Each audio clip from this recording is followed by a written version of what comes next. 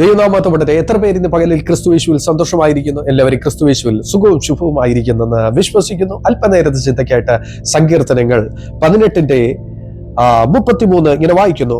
അവൻ എന്റെ കാലുകളെ മാൻപേടക്കാലിന് തുല്യമാക്കി എന്റെ ഗിരികളിൽ എന്നെ നിൽക്കുമാറാക്കുന്നു.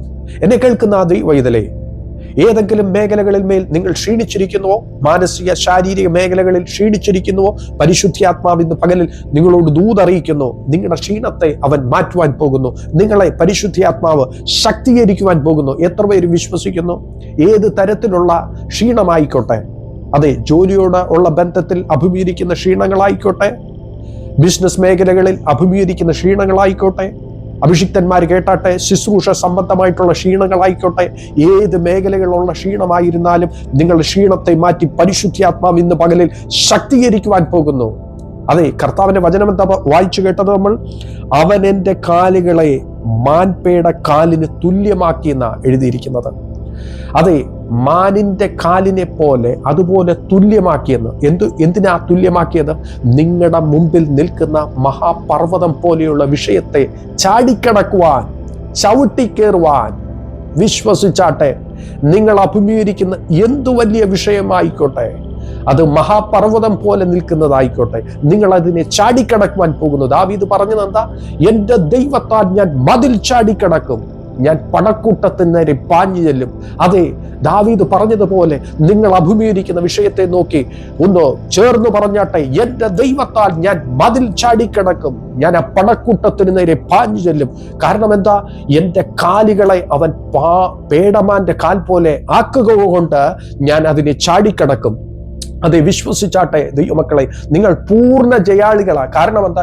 യേശു നിങ്ങളോട് കൂടെയുള്ളത് കൊണ്ട് നിങ്ങൾ ആ സാഹചര്യത്തിൽ ജയിച്ചിരിക്കും. കാരണം നിങ്ങൾ പൂർണ്ണ ജയാളികളാകാൻ വേണ്ടിയിട്ടാ എൻ്റെ യേശു നിങ്ങളെ വിളിച്ച് വേർതിരിച്ചിരിക്കുന്നത്. അതെ, കഴുകണെ പോലെ ചിറകടിച്ചു ഉയരുവാൻ നിങ്ങൾ ക്ഷീണിച്ചിരിക്കേണ്ട വ്യക്തിയല്ല. അതെ, കേട്ടാട്ടെ, നിങ്ങൾ ക്ഷീണിച്ചിരുന്ന് ഇരിക്കേണ്ട വ്യക്തികളല്ല. സടകുടഞ്ഞ് ഒരു കഴുകനെ പോലെ ചിറകടിച്ചു ഉയരേണ്ട വ്യക്തിയാകുന്നു. അതെ, തളർന്നിരിക്കുന്ന ആരെങ്കിലും ഉണ്ടോ?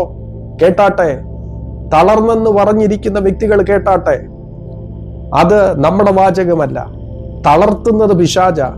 അതെ, ഇന്ന് വിശ്വാസത്തോടെ ഇന്ന് വിളിച്ചു പറയാമോ?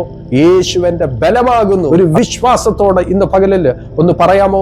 പരിശുദ്ധാത്മാവ് നിങ്ങളെ ബലപ്പെടുത്തുന്നു. വിശ്വാസത്തിന്റെ വാക്കുകൾ ഇന്ന് പകലിൽ വിളിച്ചു പറഞ്ഞാട്ടെ, വിശ്വാസത്തിന്റെ വാക്കുകൾ.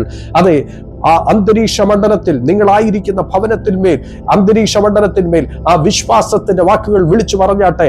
ആമേൻ, സ്തോത്രം. പിശാച് കേൾക്കട്ടെ. നിങ്ങളെ അവൻ തളർത്തുവാൻ നോക്കുന്നു, നിങ്ങളെ അവൻ ഒതുക്കുവാൻ നോക്കുന്നു. പിശാച് കേൾക്ക വിളിച്ചു പറഞ്ഞാട്ടെ. അതെ, എന്നെ ശക്തനാക്കുന്നവൻ മുഖാന്തരം ഞാൻ സകലത്തിനും മതിയാവൻ എന്ന് വിളിച്ചു പറഞ്ഞാട്ടെ. അതെ, ഒരിക്കൽ കൂടി ഞാൻ പറയുന്നു, നിങ്ങൾ കഴുകനെ പോലെ ചിറകടിച്ച് ഉയരുവാൻ പോകുന്നു. നിങ്ങൾ തളർന്നിരിക്കേണ്ട വ്യക്തിയല്ല, നിങ്ങളൊരു ഫീനിക്സ് പക്ഷിയെ പോലെ ചിറകടിച്ച് ഉയരുവാൻ പോകുന്നു. നമുക്ക് കണ്ണുകളെ അടയ്ക്കാം, പ്രാർത്ഥിക്കാം. കർത്താവേ, നൽകി തന്ന അനുഗ്രഹിക്കപ്പെട്ട പ്രഭാതത്തിനായിട്ട് നന്ദിയോടെ സ്തുതിക്കുന്നു. ഈ ദൂത് ശ്രവിച്ചുകൊണ്ടിരുന്ന എല്ലാ ദൈവമക്കളെയും അനുഗ്രഹിച്ചു പ്രാർത്ഥിക്കുന്നു. ഏതെങ്കിലും ക്ഷീണാവസ്ഥയിലിരുന്ന് അവർ ഈ ദൂത് ശ്രവിക്കുന്നുണ്ടെങ്കിൽ പരിശുദ്ധാത്മാവ് ഇന്ന് ഈ ദൂതിൽ കൂടി അവരെ ബലപ്പെടുത്താനായിട്ട് നന്ദി പറയുന്നു.